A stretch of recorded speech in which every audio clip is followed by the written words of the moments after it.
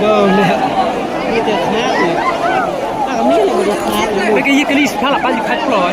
ดูลูกค้าก็มีควายเหมือนเดิมมีแต่ทำประดับประดงเฮ้ย